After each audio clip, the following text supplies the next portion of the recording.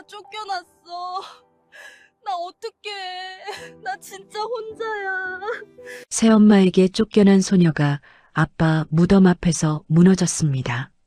갈 수 있는 곳도 기댈 사람도 없었어요. 마지막으로 떠오른 건 아빠의 번호. 떨리는 손으로 죽은 아빠 번호에 문자를 보냈습니다. 그런데 문자가 읽음으로 바뀌었어요.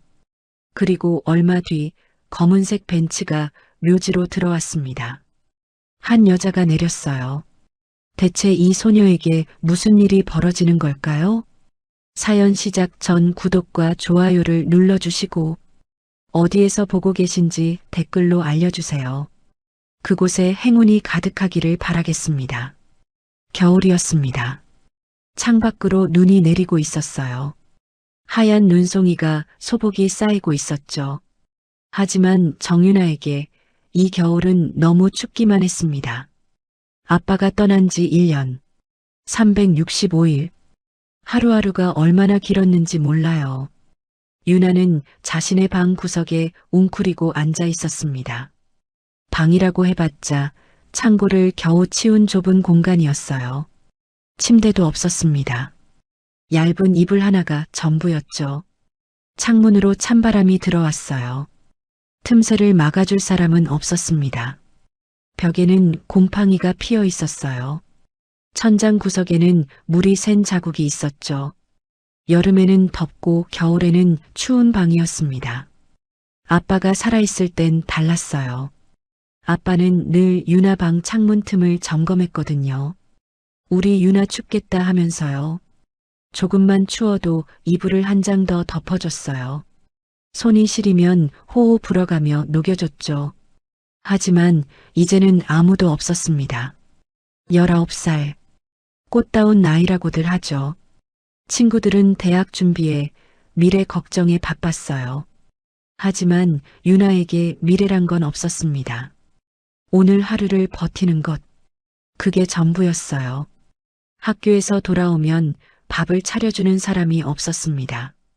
아프면 약을 챙겨주는 사람도 없었죠.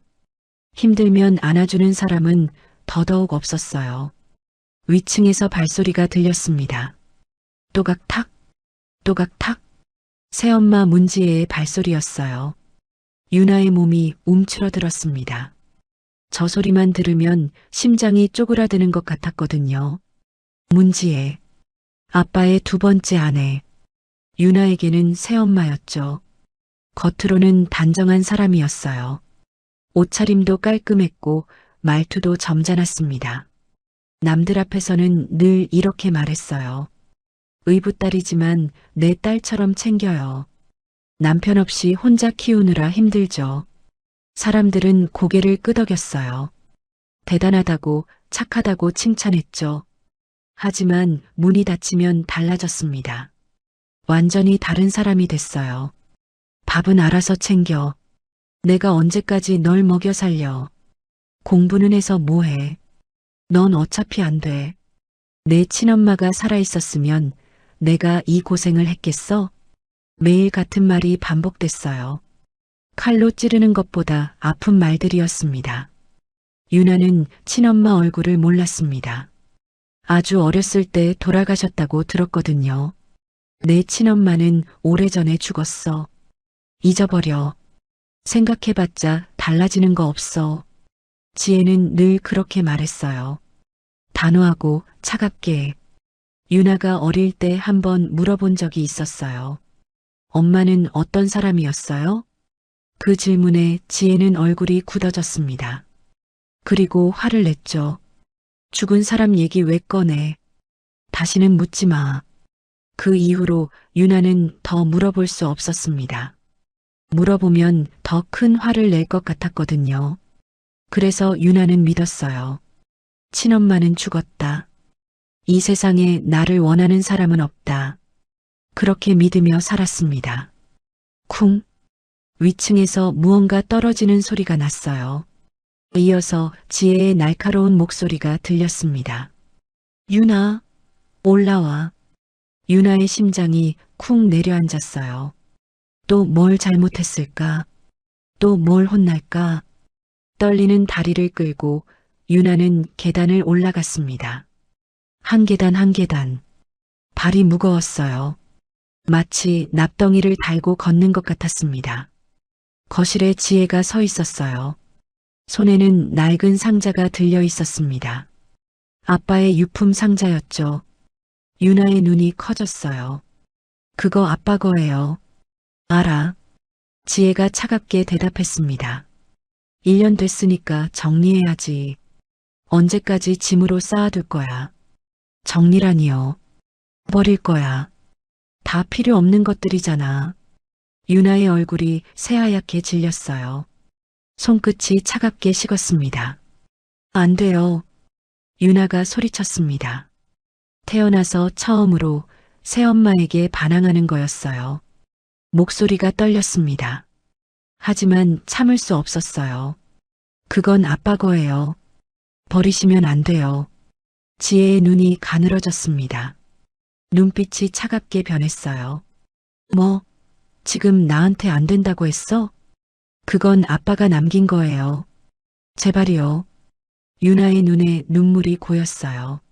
하지만 지혜는 꿈쩍도 하지 않았습니다. 지혜는 코웃음을 쳤어요. 아빠 거리는 거 이제 그만해. 내 아빠는 죽었어. 죽은 사람 물건 붙잡고 뭐 어쩌겠다는 거야. 지혜가 상자를 거실 바닥에 내려놓았어요. 쿵. 무거운 소리가 울렸습니다. 알아서 정리해. 내일까지 안 치우면 다 갖다 버린다. 그리고 돌아서 나갔습니다. 또각탁, 또각탁. 발소리가 멀어졌어요. 유나는 그 자리에 주저앉았습니다. 다리에 힘이 풀렸거든요. 상자를 열었어요. 손이 떨렸습니다. 심장이 두근거렸죠. 아빠의 낡은 지갑, 한때 쓰던 안경, 회사 명찰, 손때 묻은 수첩. 하나하나가 아빠의 흔적이었어요. 아빠의 냄새가 나는 것 같았습니다. 유나는 수첩을 꺼냈어요. 펼쳐보니 아빠의 글씨가 빼곡했어요. 유나 학교 일정, 유나 좋아하는 음식, 유나 생일 선물 리스트, 전부 유나에 관한 것들이었어요. 아빠는 이렇게까지 자신을 생각하고 있었구나. 유나는 그제야 알았습니다. 눈물이 뚝뚝 떨어졌어요. 아빠. 유나는 수첩을 가슴에 꼭 안았습니다. 수첩을 넘기다가 맨 마지막 페이지에서 손이 멈췄습니다. 거기에는 메모가 하나 적혀 있었어요. 아빠의 글씨체. 약간 삐뚤빼뚤하지만 분명히 아빠 글씨였습니다. 정말 마지막이면 아빠 번호로 문자해. 그럼 닿을 거다. 유나는 멍하니 그 문장을 바라봤어요. 무슨 뜻일까? 아빠 번호로 문자를 하라고? 아빠는 이미 돌아가셨는데? 이해가 되지 않았습니다. 하지만 왠지 모르게 가슴이 뛰었어요. 바로 그때 뒤에서 발소리가 들렸어요. 또각탁. 급한 발소리였습니다. 지혜가 다시 거실로 들어왔어요. 뭐야, 아직도 그러고 있어? 지혜의 시선이 유나의 손에 들린 수첩으로 향했어요. 그리고 펼쳐진 마지막 페이지. 지혜의 얼굴이 순간 굳어졌습니다. 숨을 멈춘 것 같았어요. 그거 뭐야? 유나가 수첩을 가슴에 안았어요. 아빠 수첩이에요. 아니, 그 페이지. 뭐라고 적혀 있어? 지혜가 다가왔습니다. 눈빛이 이상했어요. 뭔가 두려운 것 같았습니다. 뭔가를 숨기려는 것 같았어요. 평소에 차가운 지혜가 아니었습니다. 보여줘. 싫어요. 지금 안 보여줄 거야? 지혜가 손을 뻗었습니다. 유나의 손에서 수첩을 낚아챘어요. 안 돼요. 유나가 손을 뻗었지만 늦었습니다. 지혜가 수첩을 펼쳤습니다. 마지막 페이지를 읽었어요. 그 순간 지혜의 얼굴이 창백하게 변했습니다. 마치 유령을 본 것처럼요. 정말 마지막이면 아빠 번호로 문자해. 그럼 닿을 거다. 지혜의 손이 떨리기 시작했어요. 수첩을 든 손이 바들바들 떨렸습니다. 이게 뭐야? 목소리도 떨리고 있었어요. 유나는 이해할 수 없었습니다. 왜 저렇게 무서워하는 걸까? 그냥 아빠가 남긴 메모일 뿐인데. 지혜가 갑자기 수첩을 집어던졌습니다. 바닥에 수첩이 떨어졌어요. 펼쳐진 채로 2번호, 2번호 건드리면 안 돼. 소리를 질렀어요. 얼굴이 불그락푸르락했습니다. 유나가 깜짝 놀랐어요. 왜 그러세요? 문자하면 안 돼. 알겠어. 지혜의 눈이 광기로 번들거렸어요. 제정신이 아닌 것 같았습니다. 유나는 한 발 물러섰어요. 무서웠거든요. 지혜가 숨을 몰아쉬었습니다. 가슴이 거칠게 오르내렸어요. 그리고 유나를 똑바로 바라봤습니다. 너 오늘 당장 나가. 네, 나가라고. 이 집에서 나가. 유나의 머리가 하얘졌어요. 귀가 멍멍했습니다. 왜요? 제가 뭘 잘못했어요? 내가 있으면 안 돼. 당장 짐 싸서 나가. 지혜의 목소리는 차갑기만 했어요. 한치의 망설임도 없었습니다. 유나는 이해할 수 없었어요. 그냥 아빠 유품을 봤을 뿐인데, 그냥 수첩을 읽었을 뿐인데, 왜 갑자기 쫓겨나는 걸까? 나갈 데가 없어요, 제발요. 눈물이 볼을 타고 흘렀습니다. 그건 내 사정이야. 나가. 지혜는 돌아서 버렸어요. 더 이상 유나를 쳐다보지도 않았습니다. 그날 밤, 유나는 작은 가방 하나를 들고 집 밖으로 쫓겨났습니다. 현관문이 쾅 닫혔어요. 잠금장치 소리가 들렸습니다. 눈이 내리고 있었어요. 하얀 눈송이가 얼굴 위로 떨어졌죠. 차가웠습니다. 너무 차가웠어요. 주머니에는 돈도 없었습니다. 갈 곳도 없었어요. 유나는 한참을 거리에 서 있었습니다. 지나가는 사람들이 힐끗힐끗 쳐다봤어요. 하지만 아무도 멈추지 않았습니다. 아무도 괜찮냐고 묻지 않았어요. 유나는 주머니에서 수첩을 꺼냈어요. 지혜가 던진 수첩을 몰래 주었거든요. 그건 절대 놓칠 수 없었습니다. 마지막 페이지를 펼쳤어요. 정말 마지막이면 아빠 번호로 문자해. 그럼 닿을 거다. 아빠. 유나의 눈에서 눈물이 흘렀어요. 아빠 나 쫓겨났어. 하늘에서 눈송이가 떨어졌습니다. 마치 아빠가 보내는 것처럼. 유나는 가방을 꼭 안고 어둠 속으로 걸어갔습니다.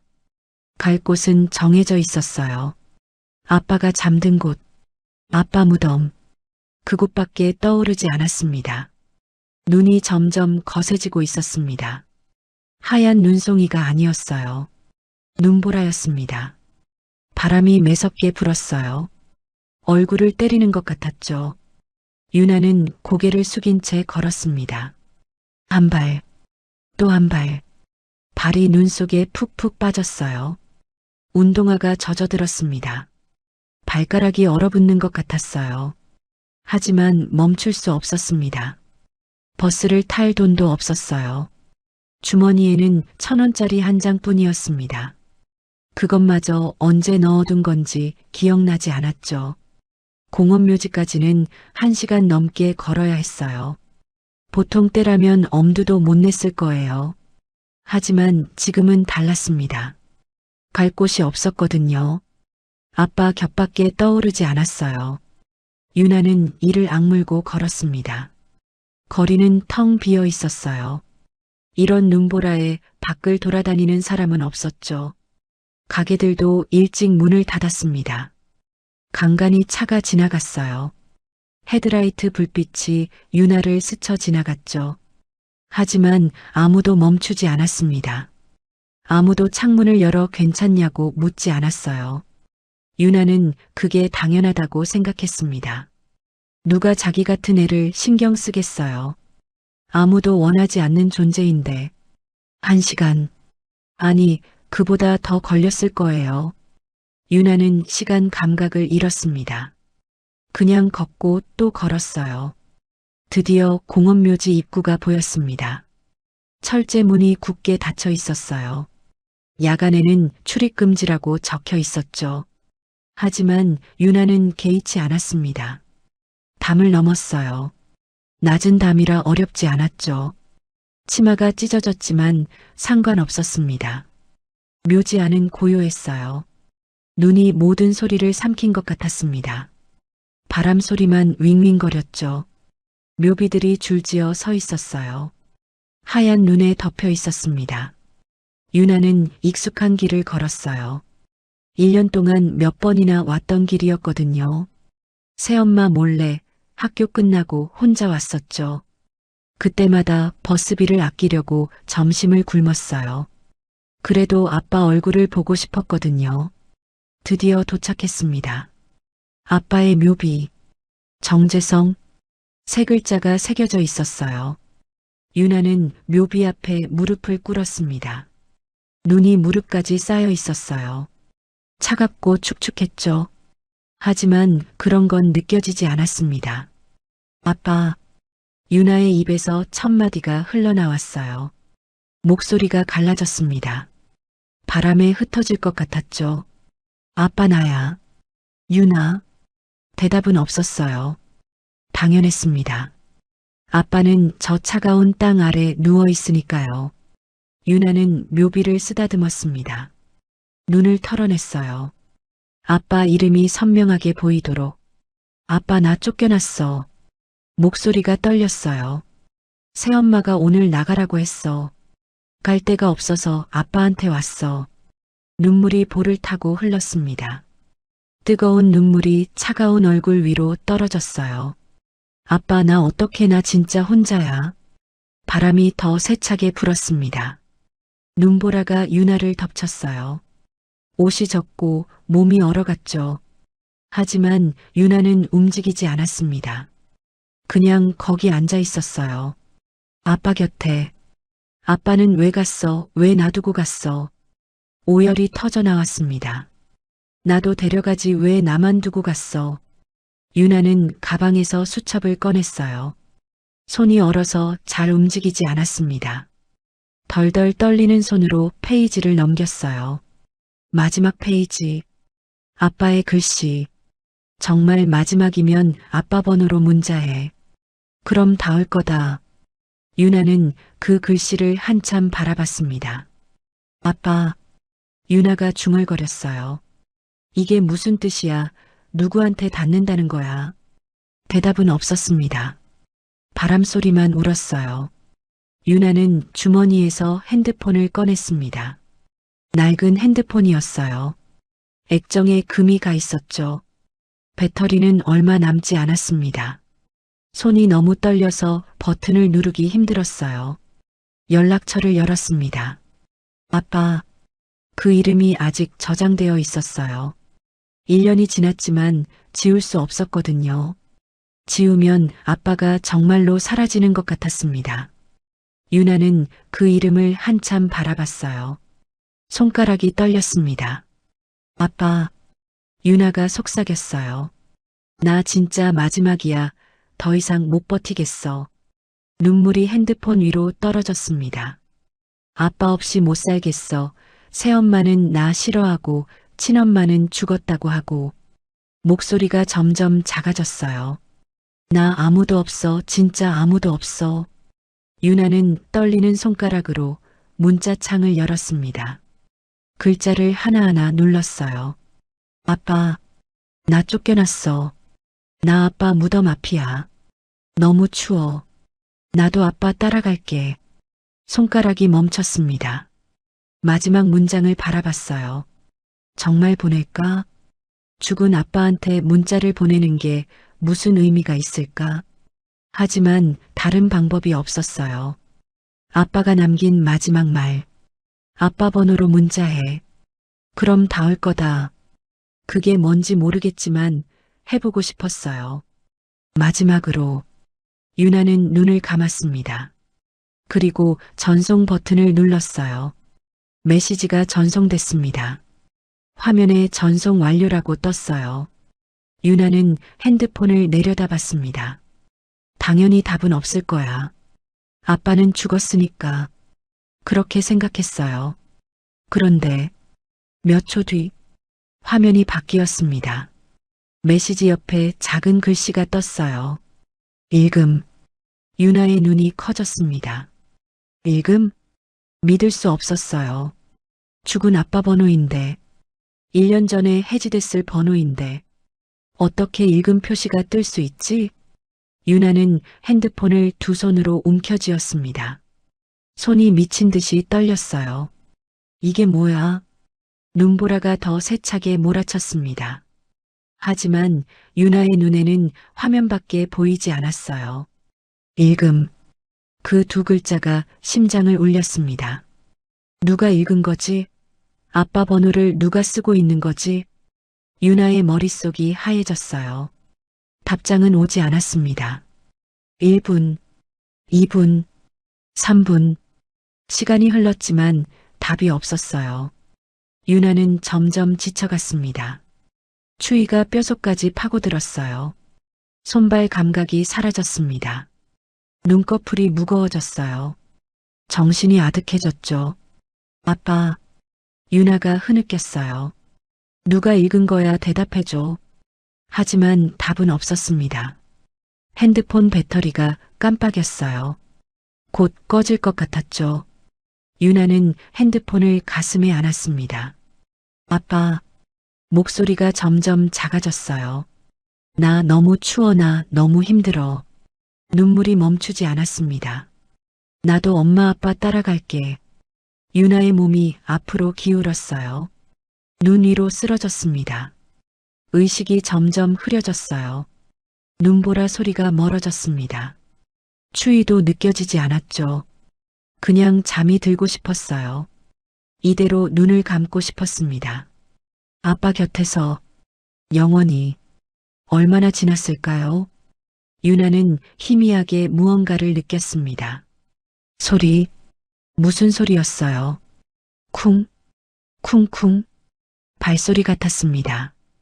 그리고 목소리, 누군가 자신을 부르는 것 같았어요. 여기요, 여기 사람이 있어요. 유나는 눈을 뜨려고 했습니다.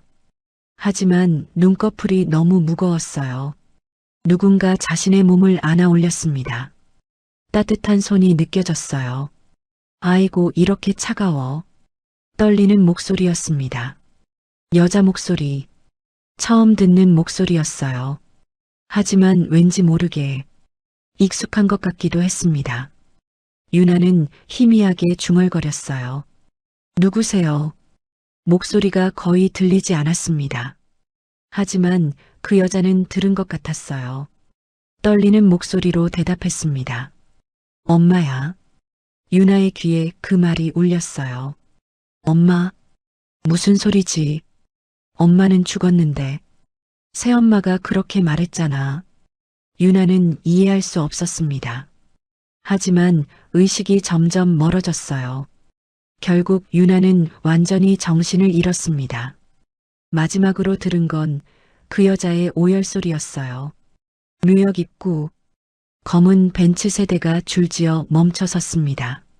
눈보라 속에서도 헤드라이트가 환하게 빛났어요. 엔진 소리가 묘지의 정적을 깨뜨렸죠. 첫 번째 차에서 검은 코트를 입은 남자들이 내렸습니다. 경호원들이었어요. 그들은 재빠르게 주변을 살폈습니다. 손에는 손전등이 들려 있었죠. 이쪽입니다. 한 경호원이 소리쳤어요. 손전등 불빛이 묘비 앞을 비쳤습니다. 눈 위에 쓰러져 있는 작은 몸이 보였죠. 마지막 차 문이 열렸습니다. 50대 중반의 여자가 내렸어요. 강하경, 대한민국 굴지의 재벌그룹 회장이었습니다. 그녀는 평소와 달랐어요.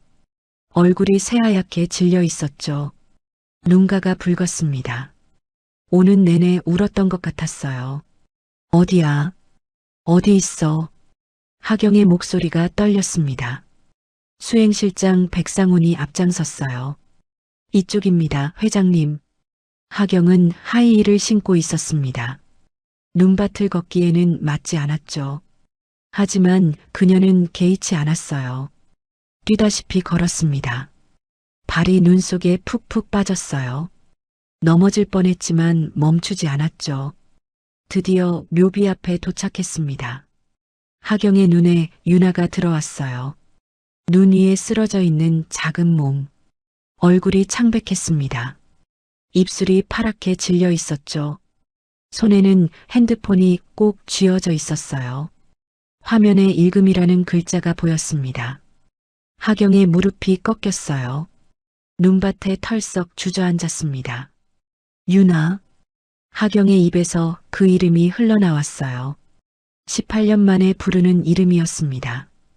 딸이 죽었다고 통보받은 뒤로 한 번도 입에 담지 못했던 이름.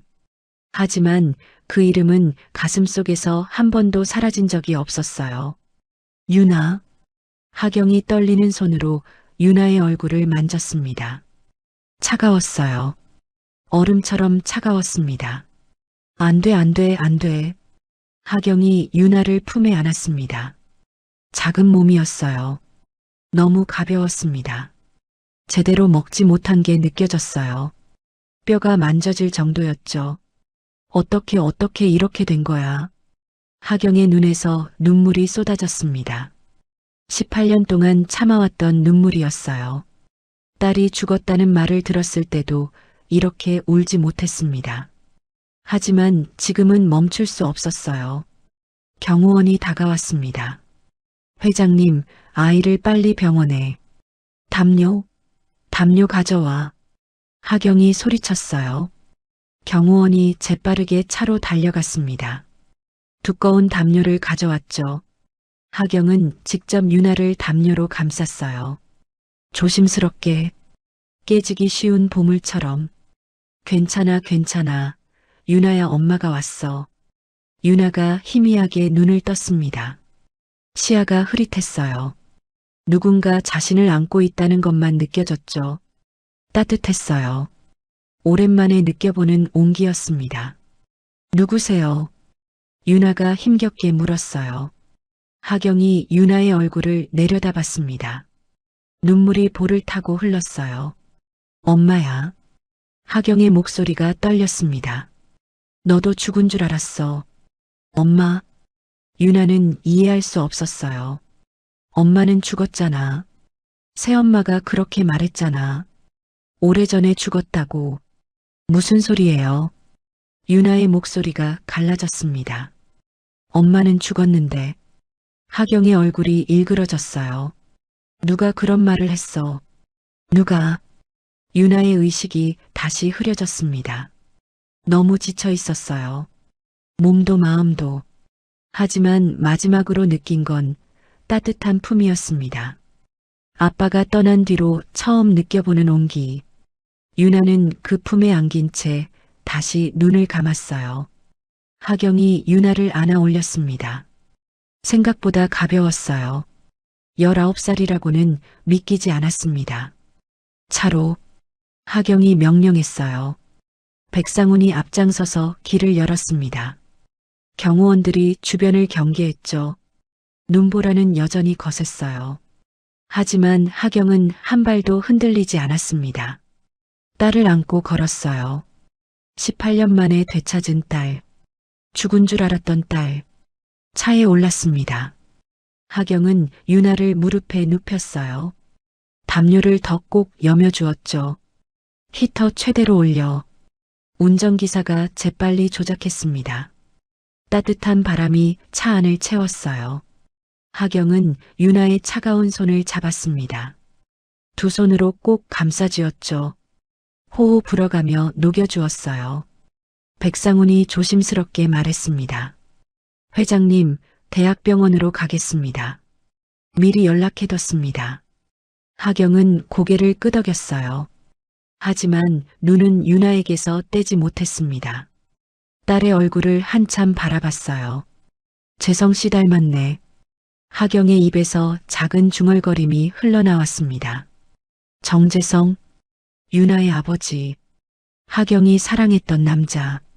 그때 하경의 시선이 윤아의 손에서 멈췄습니다. 핸드폰이 쥐어져 있었어요. 놓지 않으려는 듯 꼭 쥐고 있었죠. 하경이 조심스럽게 핸드폰을 빼냈습니다.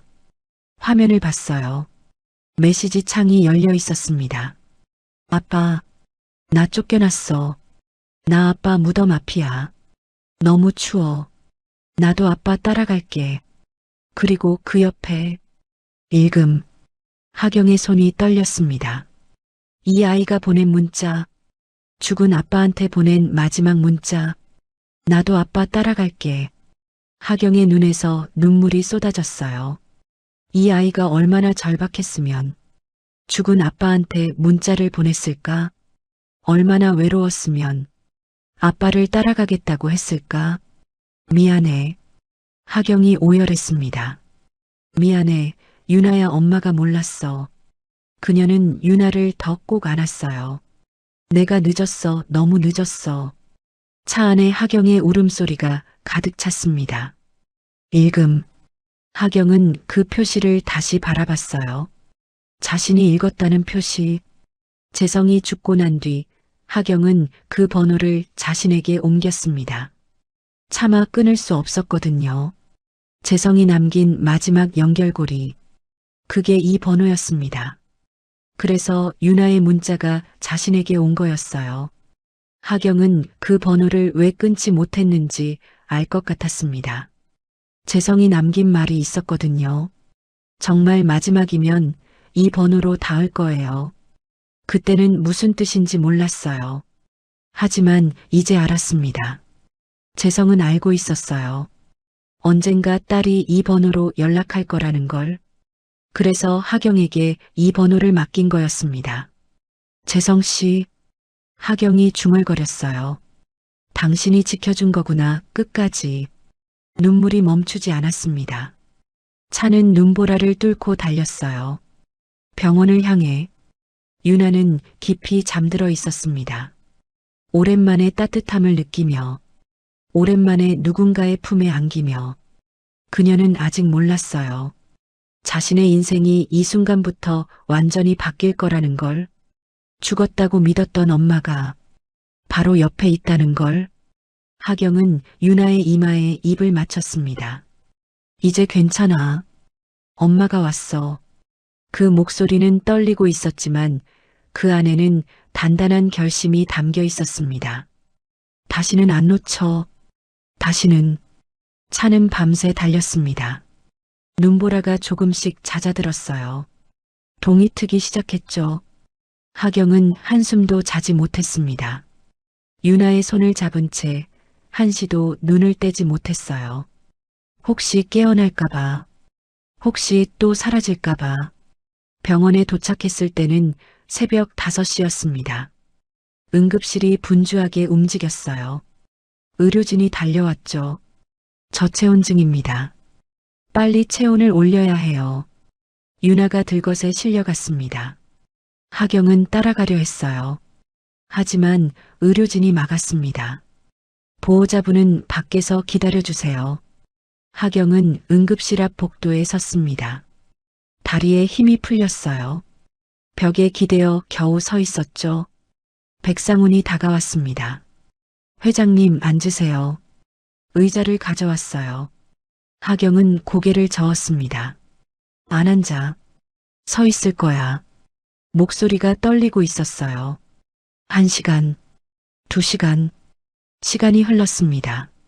하경은 꼼짝도 하지 않았어요. 응급실 문만 바라보고 있었죠. 그녀의 머릿속은 복잡했습니다. 18년 전의 기억이 떠올랐어요. 그때 하경은 젊은 사업가였습니다. 아버지에게 물려받은 회사를 키우느라 바빴죠.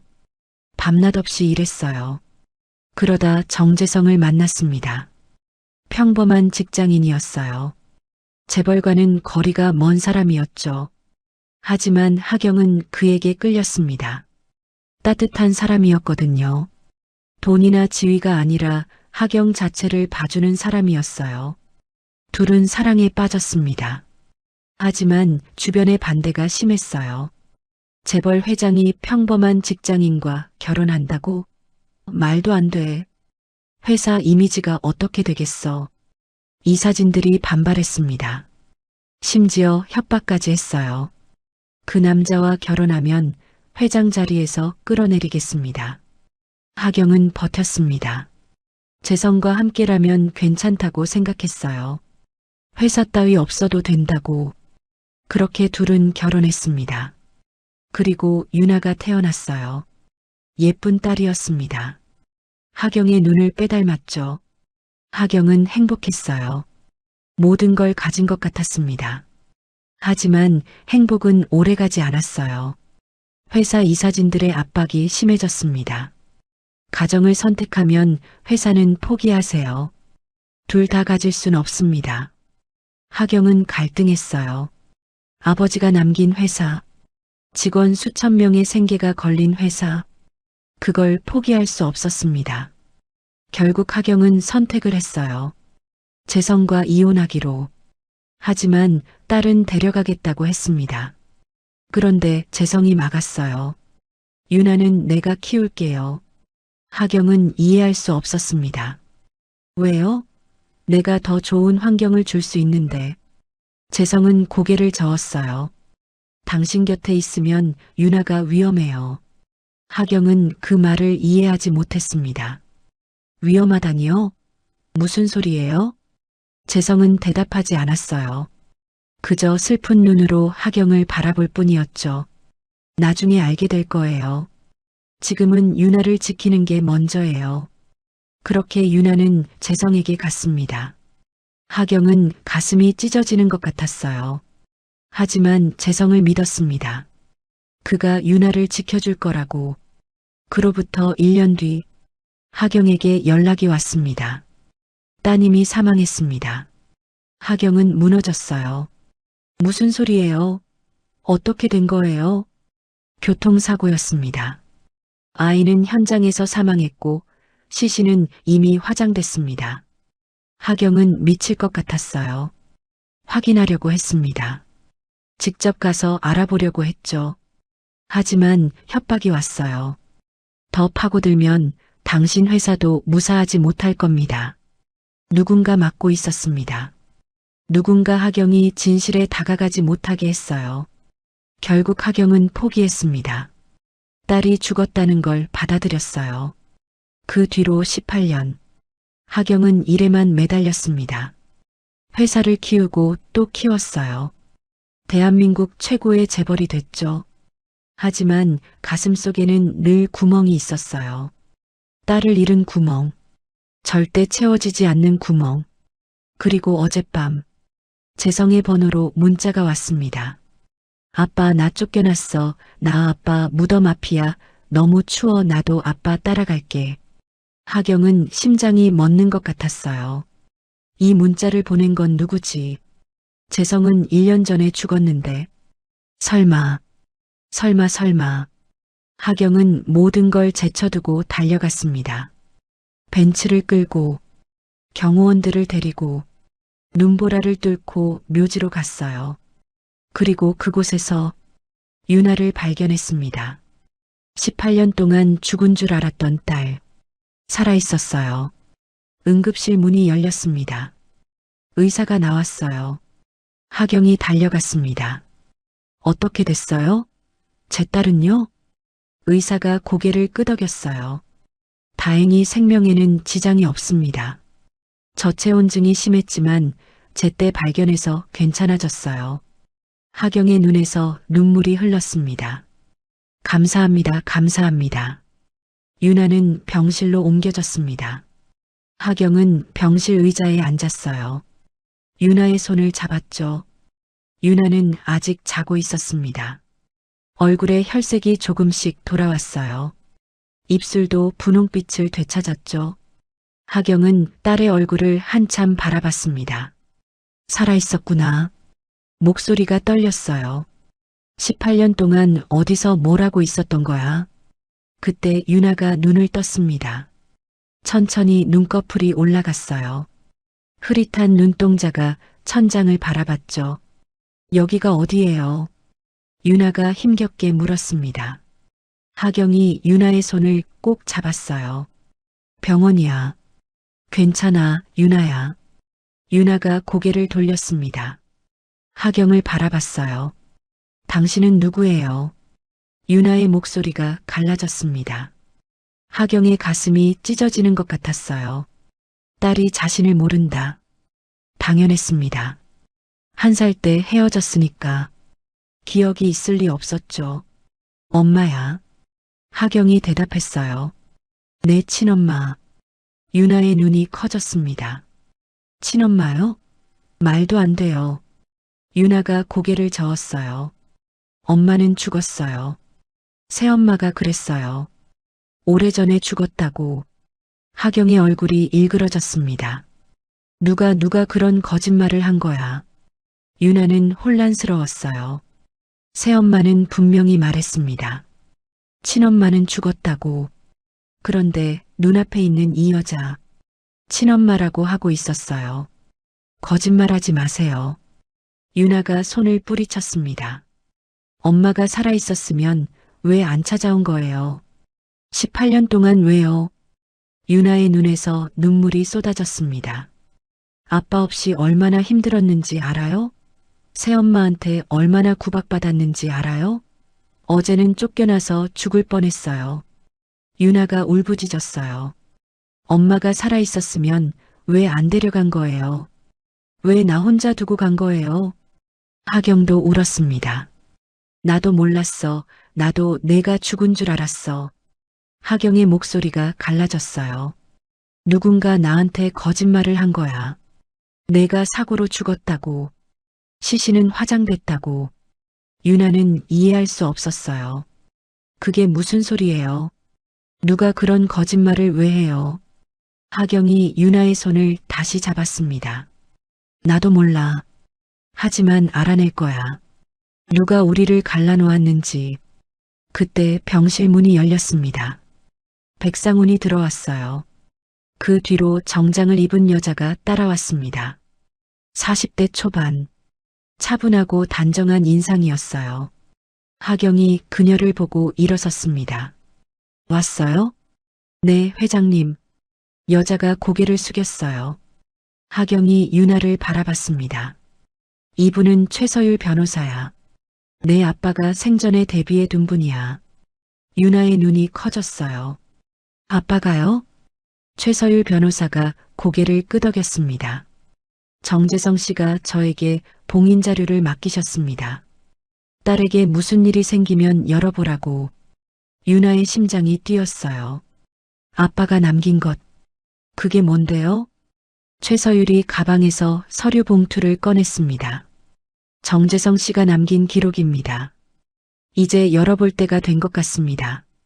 병실 안이 조용해졌습니다. 최서율 변호사가 서류 봉투를 테이블 위에 올려놓았어요. 낡은 봉투였습니다.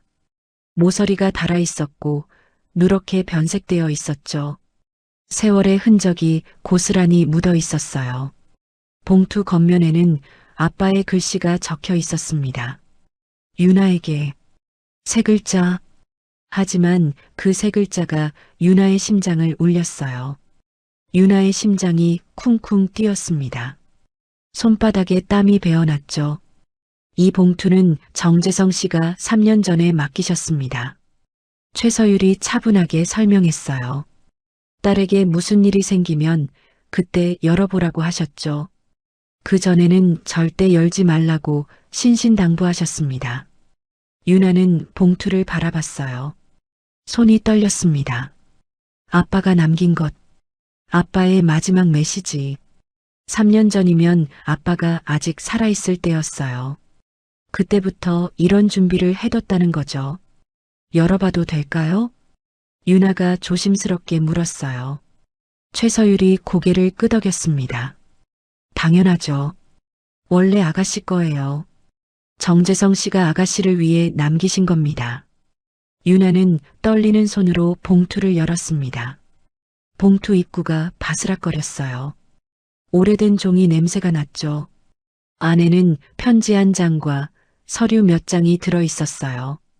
유나는 편지를 먼저 꺼냈습니다. 접힌 종이를 천천히 펼쳤어요. 아빠의 글씨체. 익숙한 삐뚤빼뚤한 글씨.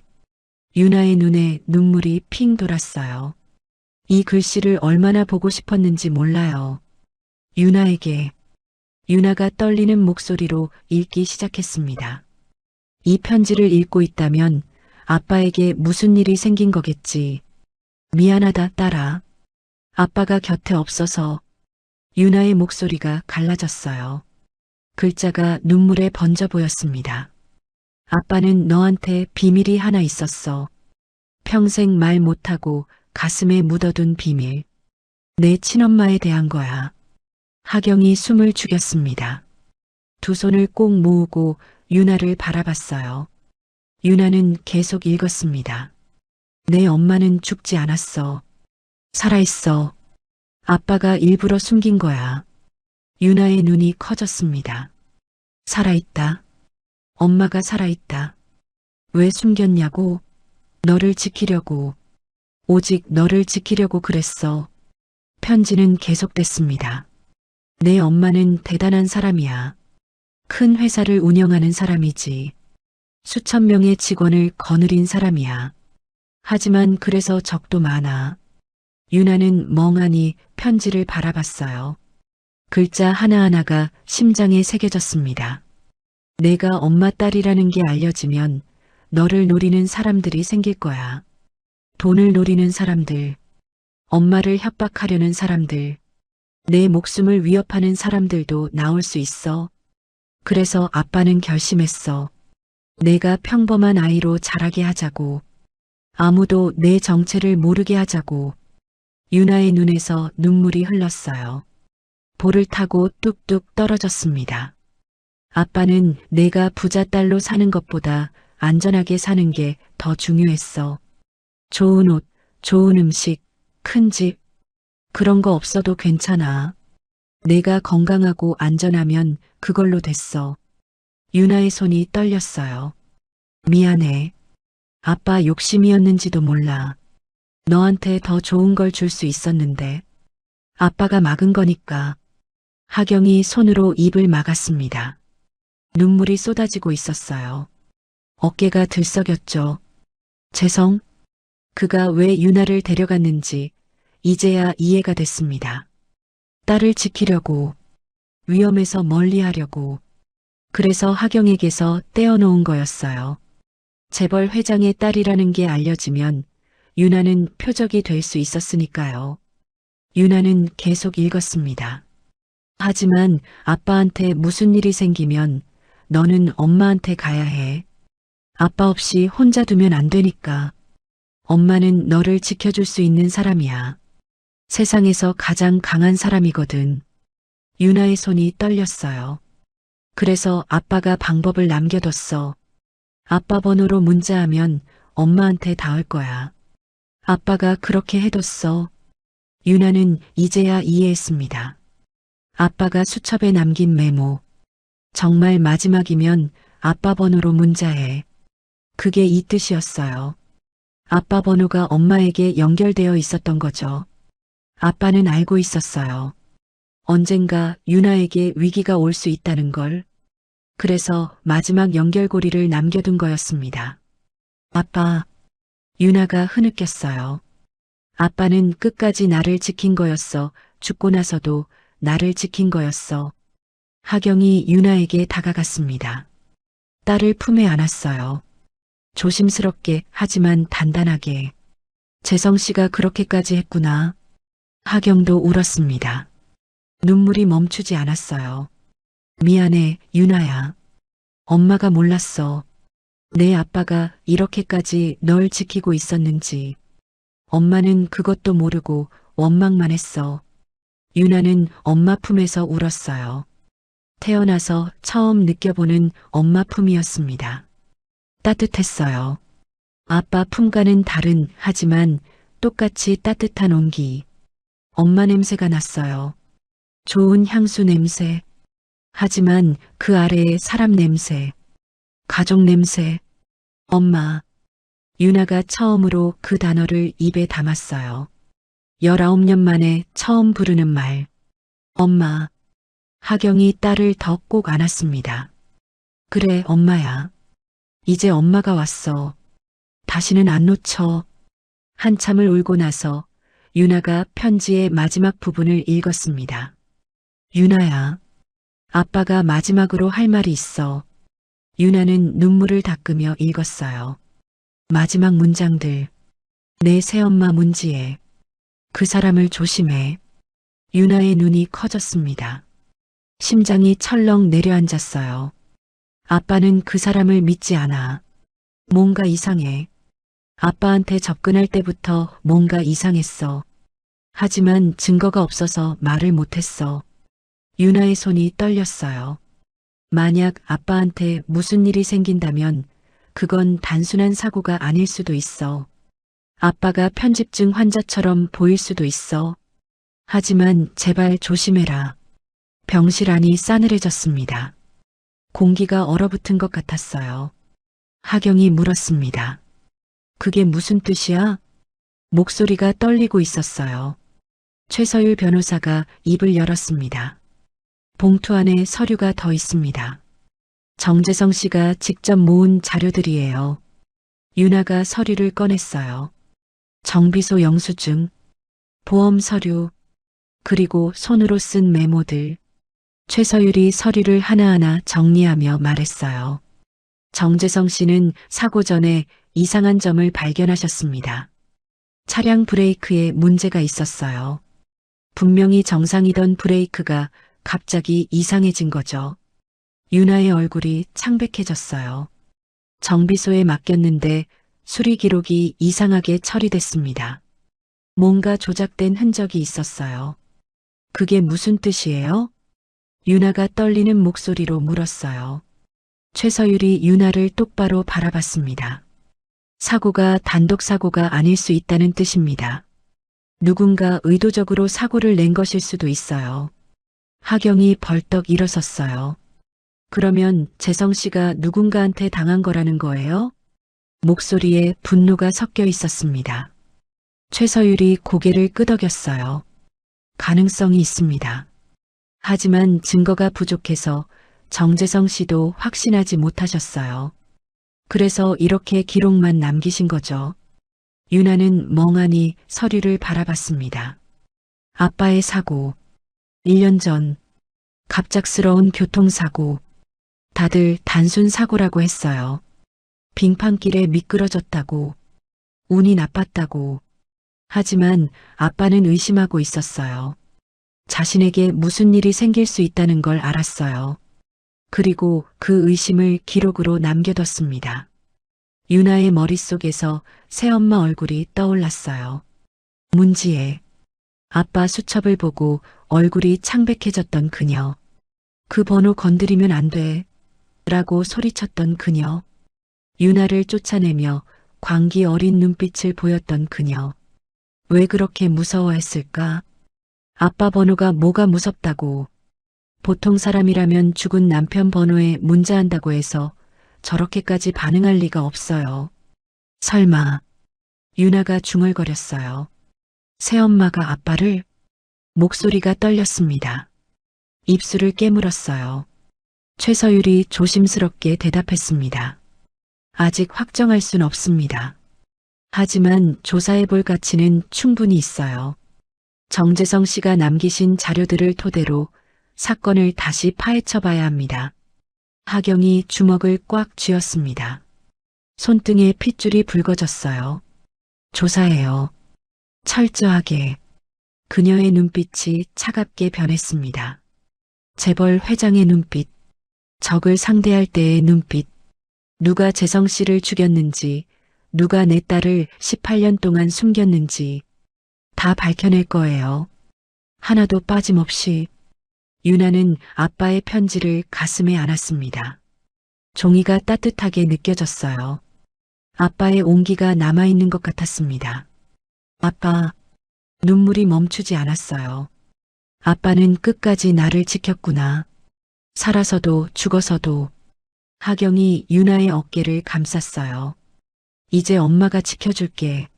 내 아빠 목까지. 반드시. 최서율이 서류를 정리하며 말했습니다. 조사를 시작하겠습니다.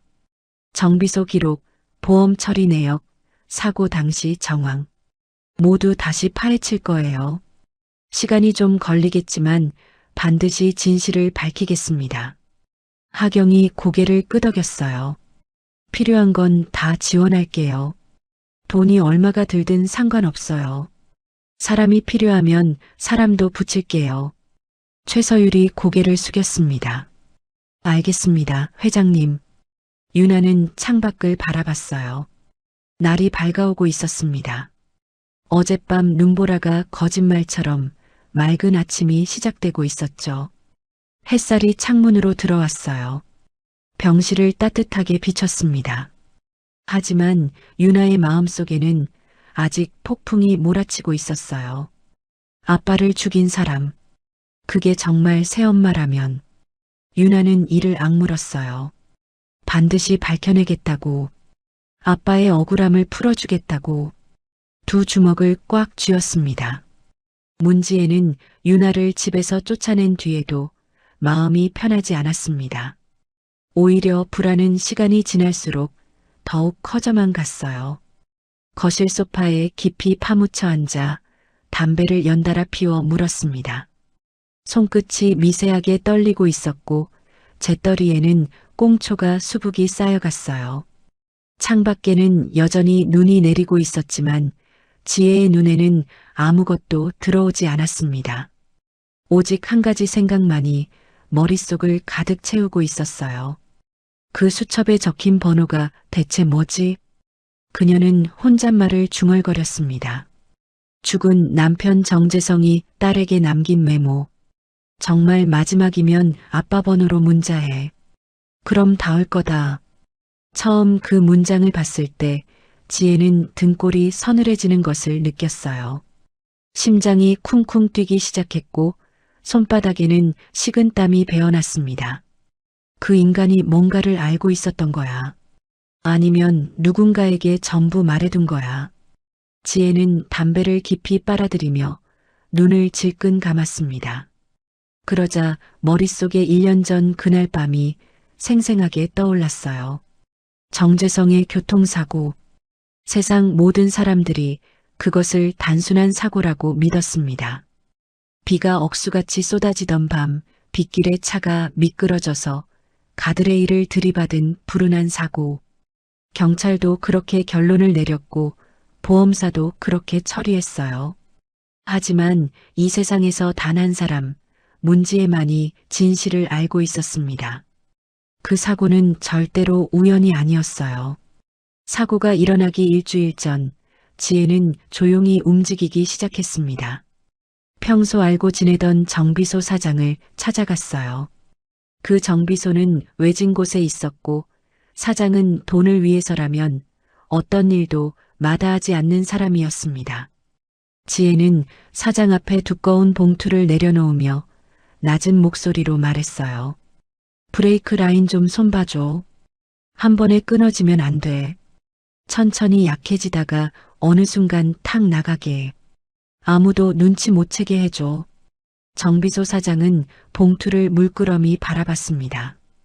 이거 사람 죽을 수도 있는 일인데요. 지혜는 차갑게 웃었어요. 그래서 이만큼 주는 거잖아. 할 거야 말 거야? 사장은 잠시 망설이다가 결국 봉투를 집어들었습니다. 그렇게 모든 것이 시작됐어요. 사고가 일어난 그 밤 지혜는 집에서 조용히 뉴스를 기다렸습니다. 빗소리가 창문을 두드리는 가운데 드디어 속보가 떴어요. 40대 남성 차량 전복사고로 사망. 지혜는 텔레비전 화면을 바라보며 입꼬리를 살짝 올렸습니다.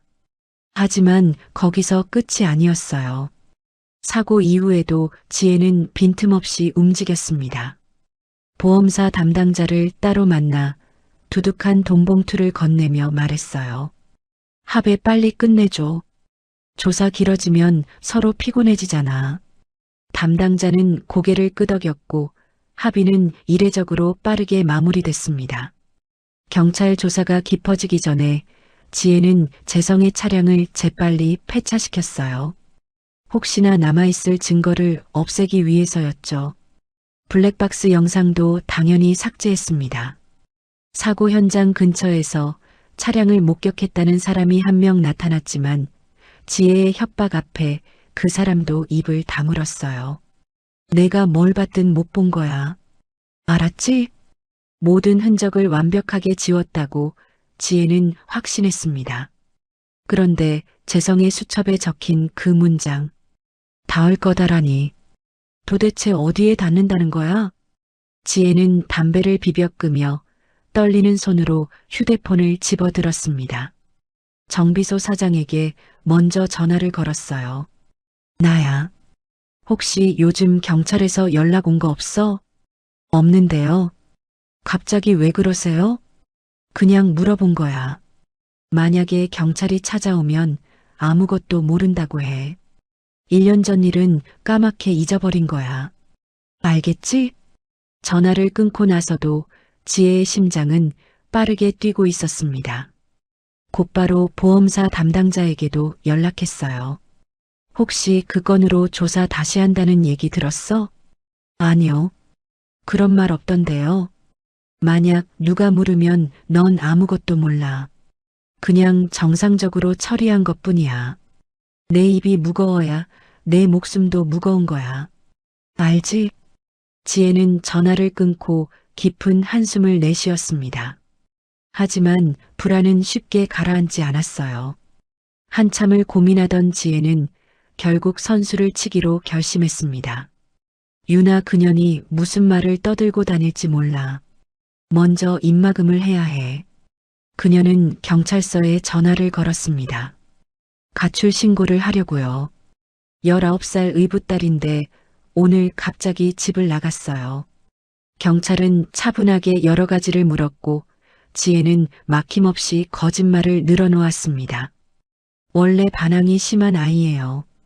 제가 친엄마가 아니다 보니 늘 저를 무시하고 대들었어요. 오늘도 용돈 문제로 싸우다가 욱해서 그냥 뛰쳐나가 버렸어요. 신고를 마친 뒤 지혜는 유나의 학교에도 연락했습니다. 정유나 보호자인데요. 유나가 오늘 갑자기 집을 나갔어요. 혹시 학교로 연락 오면 저한테 알려주세요.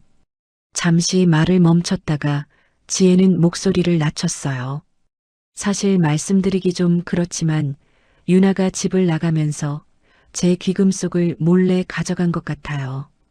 증거는 없지만 정황상 확실해요. 혹시 유나를 보시면 저한테 먼저 연락 주세요. 경찰에는 제가 알아서 할게요. 전화를 끊은 지혜는 만족스러운 표정을 지었습니다. 이러면 됐어. 가출한 절도범 소녀가 하는 말을 누가 믿겠어? 지혜는 쓴웃음을 흘렸어요. 이제 유나가 어디서 무슨 말을 해도 아무도 그 말을 진지하게 듣지 않을 거라고 지혜는 확신했습니다. 모든 게 완벽하게 마무리됐다고 생각한 그때 갑자기 초인종이 울렸습니다. 누군가 현관문 앞에 서 있었어요. 지혜는 인터폰 화면을 확인했습니다. 경찰 2명이 서 있었어요. 가슴이 철렁 내려앉았습니다. 문을 열자 경찰이 정중하게 말했어요. 문지혜 씨 맞으시죠? 고 정재성 씨의 교통사고와 관련해서 몇 가지 여쭤볼 게 있어서 왔습니다. 지혜는 순간 숨이 멎는 것 같았어요. 그 사고는 1년 전 일인데요. 왜 갑자기 다시요? 경찰은 담담한 표정으로 대답했습니다. 새로운 제보가 들어왔습니다. 브레이크 결함에 대한 정황 증거가 추가로 확보됐다고 합니다. 정식으로 재조사가 시작됐어요. 지혜의 얼굴이 창백하게 변했습니다. 경찰이 돌아간 뒤 지혜는 거실 바닥에 털썩 주저앉았습니다. 온몸에서 힘이 빠져나갔어요. 그 번호야. 유나 그년이 그 번호로 연락한 거야. 지혜는 이를 악물었습니다. 누군지는 모르겠지만 재성이 누군가한테 다 말해둔 거야. 내가 한 일을 전부 다. 주먹을 불끈 쥐었어요. 이제 지혜에게 남은 선택지는 하나뿐이었습니다. 유나를 찾아서 입을 막는 것. 어디 숨어 있든 반드시 찾아낼 거야. 그리고 다시는 입을 열지 못하게 해줄 거야. 지혜는 떨리는 손으로 전화기를 들었습니다. 하지만 그녀는 아직 모르고 있었어요. 자신이 상대하게 될 사람이 집에서 쫓겨난 19소녀가 아니라 대한민국 최대 재벌 그룹의 회장이라는 것을, 그리고 그 회장이 바로 유나의 친엄마이며 이미 지혜가 저지른 모든 일을 낱낱이 파악하고 있다는 것을. 지혜의 허세 가득한 계략은 이미 조용히 무너지기 시작하고 있었습니다. 강하경은 병원 특실에서 유나가 잠든 모습을 조용히 지켜보고 있었습니다. 창밖으로는 아침 햇살이 부드럽게 스며들어 오고 있었어요. 하얀 병실 안은 고요한 평화로 가득했고 유나의 가느다란 숨소리만이 규칙적으로 들려왔습니다. 하경은 유나의 얼굴을 가만히 바라봤어요. 야위고 창백한 볼, 갈라진 입술, 거친 손등. 18년이라는 세월 동안 이 아이가 얼마나 힘들게 살아왔는지 그 흔적들이 고스란히 남아 있었습니다. 하경의 눈가에 눈물이 맺혔어요. 하지만 그녀는 눈물을 삼켰습니다. 지금은 울 때가 아니었어요. 해야 할 일이 있었습니다. 하경은 마음속으로 다짐했습니다. 재성 씨가 목숨 걸고 지킨 아이. 이제는 내가 지킬 차례라고. 그리고 재성 씨를 죽인 사람. 반드시 내 손으로 밝혀내겠다고. 하경은 조용히 자리에서 일어나 병실 문을 열고 복도로 나왔습니다. 복도 끝에서 백상훈 실장이 묵묵히 대기하고 있었어요. 하경을 보자마자 백 실장은 공손하게 고개를 숙였습니다. 회장님, 밤새 안녕히 주무셨습니까? 잠은 무슨? 하경은 짧게 대답했어요. 백 실장, 지금부터 내가 시키는 일 최우선으로 처리해. 하경의 목소리는 낮았지만 그 안에는 단단한 결의가 담겨 있었습니다. 문지혜라는 여자 알지? 예, 고 정재성 씨의 후처요. 그 여자에 대해 전부 다 조사해. 사고 당시 행적부터 지금까지 전부. 백 실장은 망설임 없이 대답했어요. 알겠습니다. 이틀 안에 보고 드리겠습니다. 정확히 이틀 뒤 하경의 집무실로 백 실장이 찾아왔습니다. 손에는 두꺼운 서류 봉투가 들려 있었어요. 회장님, 조사 결과 나왔습니다. 하경은 서류를 받아들고 책상 위에 펼쳤습니다. 첫 페이지부터 천천히 읽어 내려갔어요. 한 장, 두 장, 세 장. 읽어 내려갈수록 하경의 눈빛이 점점 더 차가워졌습니다. 미간에 깊은 주름이 잡혔고 입술이 굳게 다물어졌어요. 백 실장이 조용히 설명을 시작했습니다. 블랙박스 영상, 사고 직후 삭제된 것으로 확인됐습니다. 삭제 지시자는 문지혜 씨입니다. 하경은 서류에서 눈을 떼지 않은 채 고개만 살짝 끄덕였어요. 백 실장이 계속 말했습니다. 보험 합의도 비정상적이었습니다. 보통 한두 달 걸리는데 이거는 열흘 만에 끝났어요. 보험사 담당자 계좌에 사고 직후 5천만 원이 입금됐습니다. 하경의 손가락이 서류 위에서 멈췄습니다. 손끝이 미세하게 떨리고 있었어요. 차량 폐차도 수상합니다. 사고 차량은 조사 끝날 때까지 보관하는 게 원칙인데 3일 만에 폐차됐어요. 문지혜 씨가 직접 지시했습니다. 하경은 깊은 한숨을 내쉬었어요. 가슴속에서 분노가 끓어오르고 있었습니다. 백 실장은 잠시 말을 멈췄다가 더욱 조심스러운 목소리로 덧붙였습니다. 그리고 목격자가 있었습니다. 하경의 눈빛이 날카롭게 빛났어요. 목격자? 사고 현장 근처 편의점 사장입니다. 그날 밤 수상한 차가 재성 씨 차를 따라가는 걸 봤대요. 사고 직전에 두 차가 부딪히는 소리도 들었고요. 근데 누군가 찾아와서 협박했답니다. 입 다물지 않으면 가게 문 닫게 해준다고요. 하경은 서류를 탁 내려놓았습니다. 그 목격자 지금 어디 있어? 저희가 보호하고 있습니다. 이제는 증언하겠다고 합니다. 하경은 천천히 자리에서 일어나 창가로 걸어갔습니다. 거대한 유리창 너머로 도시의 스카이라인이 한눈에 들어왔어요. 높은 빌딩들, 바쁘게 움직이는 차들, 작은 점처럼 보이는 사람들. 하지만 하경의 눈에는 그 무엇도 제대로 들어오지 않았습니다. 오직 분노와 슬픔만이 가슴속에서 거세게 소용돌이치고 있었어요. 재성 씨는 사고로 죽은 게 아니었습니다. 그 여자가 죽인 거였어요. 처음부터 끝까지 계획된 살인이었습니다. 하경은 주먹을 꽉 쥐었어요. 손톱이 손바닥을 파고들었지만 아픔조차 느껴지지 않았습니다. 내 딸을 18년 동안 고아로 만들어 놓고 남편마저 죽이고 그 돈으로 호의호식하면서 살아왔다고. 하경은 이를 악물었습니다. 용서하지 않겠다고, 반드시 벌을 받게 하겠다고 마음속으로 굳게 다짐했어요.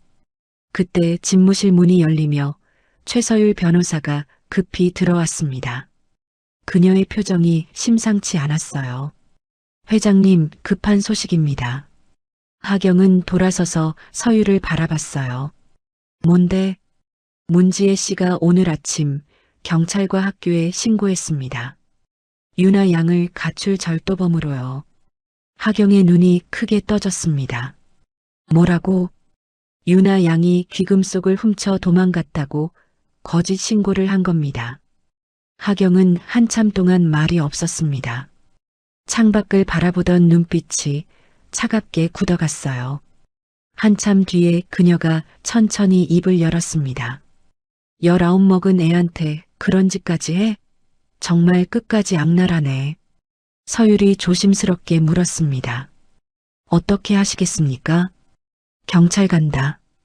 오늘 당장. 하경은 단호하게 말했어요. 증거 전부 들고 가. 블랙박스 삭제 기록, 보험사 담당자 계좌 내역, 폐차 기록, 목격자 진술서, 재성 씨가 남긴 서류까지 다 가져가. 백 실장이 물었습니다. 문지혜 씨가 먼저 신고한 상태인데 괜찮겠습니까? 하경은 쓸쓸하게 웃었어요. 상관없어. 진실은 거짓보다 강하니까. 그날 오후 하경은 최서율 변호사와 함께 경찰서를 방문했습니다. 서율의 손에는 두꺼운 서류 가방이 들려 있었어요. 그 안에는 지난 이틀간 수집한 모든 증거 자료가 담겨 있었습니다. 경찰서 로비에 들어서자 강하경의 등장에 로비가 술렁였어요. 대한민국 최대 재벌 그룹의 회장이 직접 경찰서를 찾아온 것입니다. 형사 한 명이 급히 다가왔습니다. 강하경 회장님이시군요. 무슨 일로 오셨습니까? 1년 전 교통사고 건으로 왔어요. 고 정재성 씨 사건이요. 하경은 담담하게 대답했어요. 그 사고가 단순 사고가 아니라 계획된 살인이었다는 증거를 가져왔습니다. 형사의 얼굴에 놀라움이 스쳤어요. 살인이라고요? 서율이 앞으로 나서며 서류 가방을 열었습니다. 여기 모든 자료가 있습니다. 확인해 주십시오.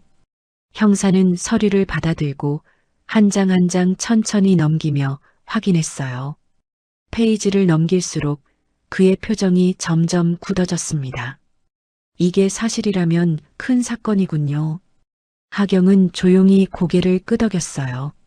한 가지 더 있어요.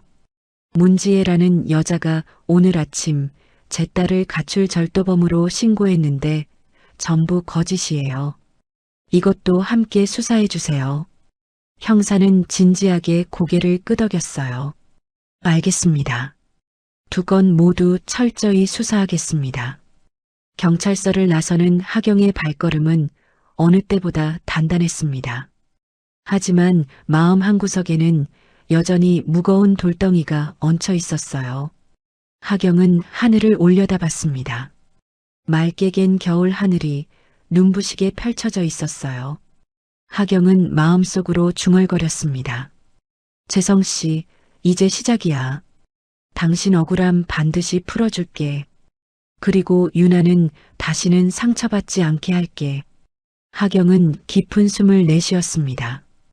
이제 진실은 서서히 수면 위로 떠오르고 있었고 문지혜가 쳐놓은 거짓의 그물은 조금씩 찢어지기 시작했습니다. 어둠 속에 숨겨진 죄악이 마침내 빛 아래로 드러나려 하고 있었어요. 문지혜는 경찰이 다녀간 뒤로 한시도 마음을 놓을 수가 없었습니다. 거실 소파에 앉아 담배를 피워 물었지만 손끝이 계속 떨렸어요. 재조사라니, 브레이크 결함 정황 증거라니, 도대체 누가 신고를 한 거지? 유나 그년이 정말로 그 번호로 연락한 건가? 지혜는 이를 악물었습니다. 가만히 앉아서 당할 수는 없었어요. 선수를 쳐야 했습니다. 유나를 찾아서 입을 막아야 했어요. 지혜는 떨리는 손으로 전화기를 들었습니다. 평소 알고 지내던 건달 2명에게 연락했어요. 나야. 급한 일이 있어. 사람 하나 찾아야 하는데. 전화기 너머로 남자의 목소리가 들렸습니다. 누군데요? 19살 여자애야. 정윤아라고. 어디 있는지 찾아서 데려와. 조용히. 알겠습니다. 찾으면 연락드릴게요. 지혜는 전화를 끊고 깊은 한숨을 내쉬었어요. 이제 유나만 찾으면 됐습니다.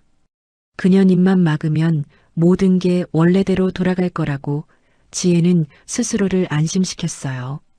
이틀 뒤 건달에게서 연락이 왔습니다. 찾았습니다. 여의도 병원에 입원해 있더라고요. 근데 경호원들이 붙어 있어요. 뭔가 수상합니다.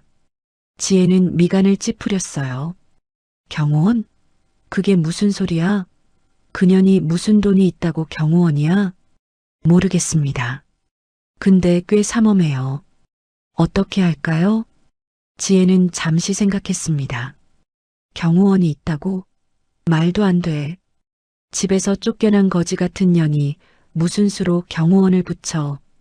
뭔가 이상했지만 지혜는 개의치 않았어요. 상관없어. 병원에서 나올 때 잡아. 조용히 차에 태워서 데려와. 알겠습니다.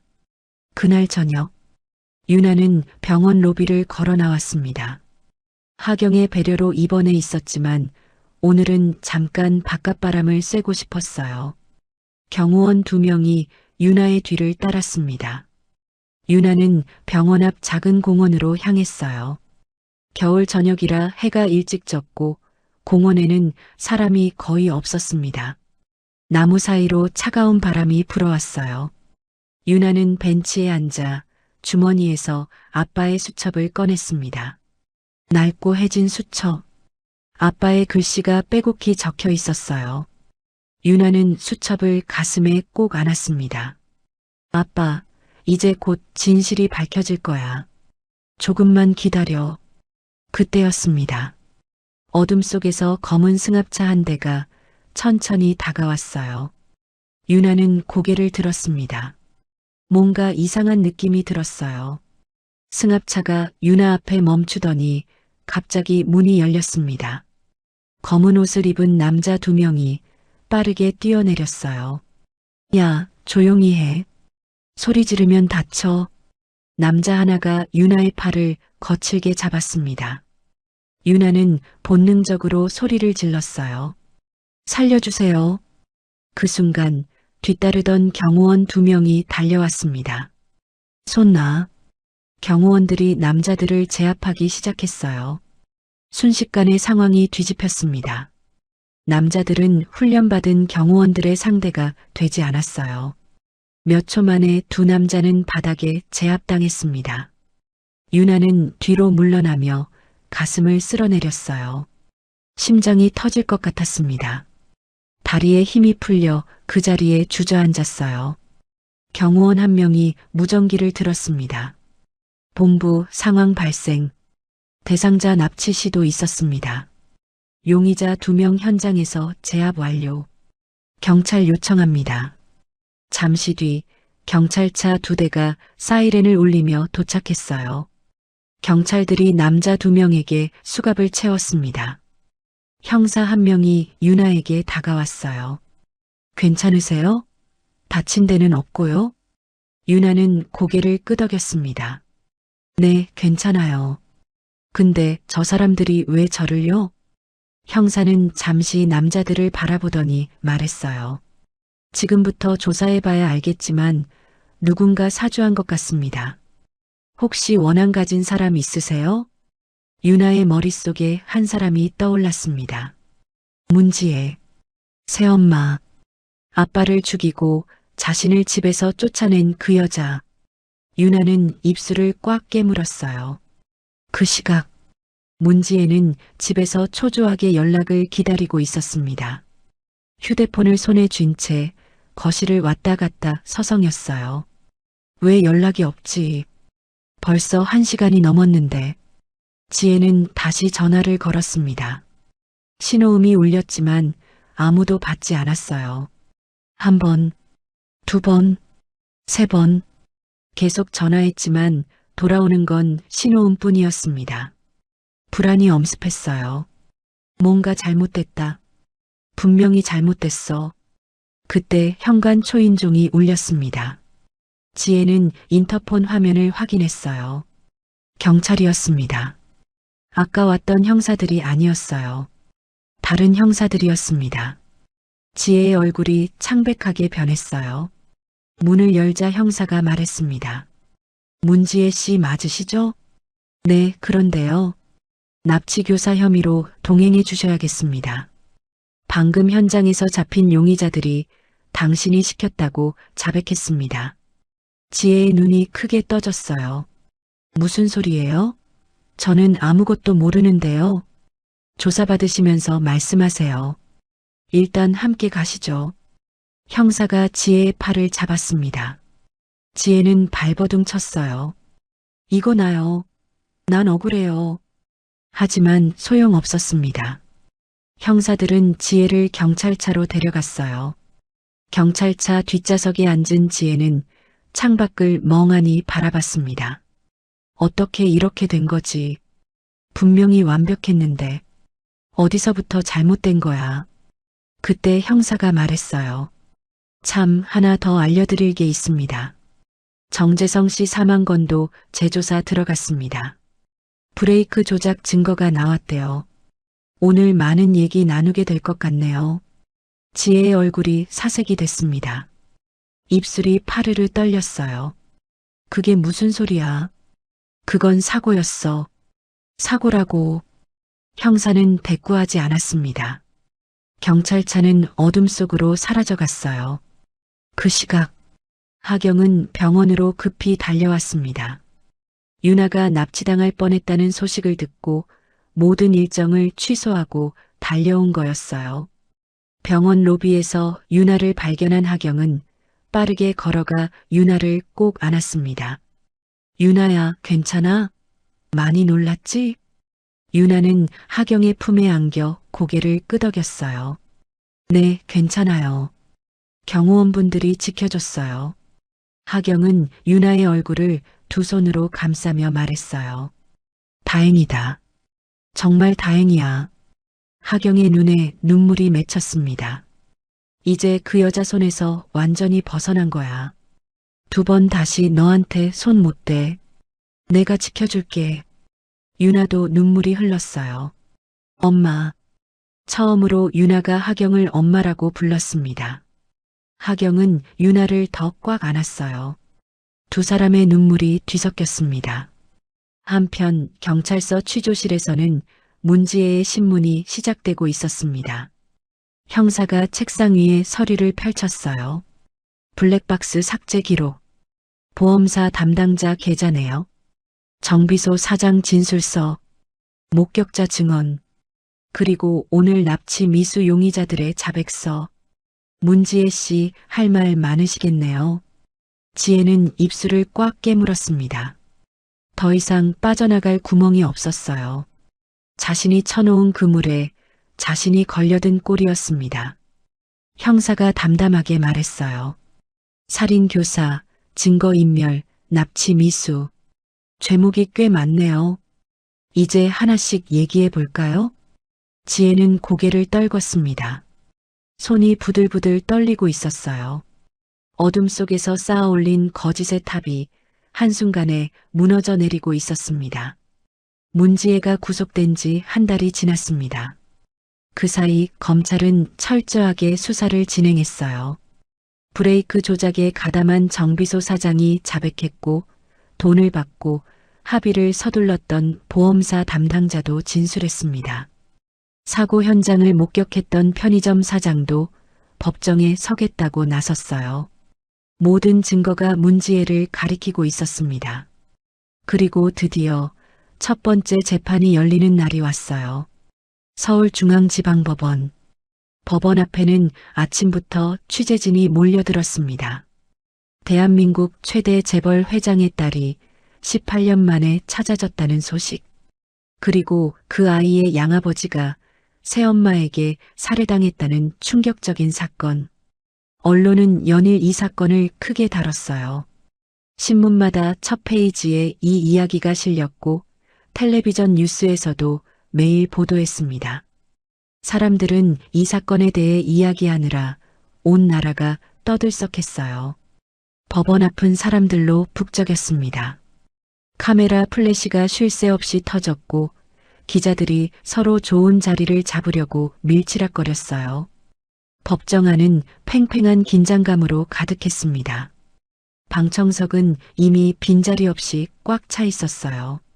맨 앞줄에는 강하경과 윤아가 나란히 앉아 있었습니다. 하경은 윤아의 손을 꼭 잡고 있었어요. 윤아의 손은 차갑게 떨리고 있었지만 하경의 따뜻한 손이 그 떨림을 조금씩 잠재워 주었습니다. 괜찮아. 엄마 여기 있어. 하경이 낮은 목소리로 속삭였어요. 윤아는 고개를 끄덕였습니다. 잠시 뒤 연문이 열리며 문지혜가 들어왔어요. 수갑이 채워진 손, 죄수복을 입은 초라한 모습. 한 달 전만 해도 당당하게 윤아를 내쫓던 그 여자가 지금은 고개도 제대로 들지 못하고 있었습니다. 머리카락은 푸석푸석하게 엉켜 있었고 얼굴은 헬쑥하게 말라 있었어요. 눈 밑에는 짙은 그늘이 져 있었습니다. 밤잠을 제대로 못 잔 게 분명했어요. 한 달 전과는 완전히 다른 사람 같았습니다. 윤아는 그 모습을 가만히 바라봤습니다. 여러 가지 감정이 가슴속에서 뒤엉켰어요. 분노, 슬픔, 그리고 아주 조금의 안쓰러움까지. 하지만 그 안쓰러움은 금세 사라졌습니다. 아빠를 죽인 사람, 자신을 눈보라 속으로 내던진 사람, 납치까지 시도한 사람, 용서할 수 없었어요. 재판장이 자리에 앉았습니다. 지금부터 재판을 시작하겠습니다.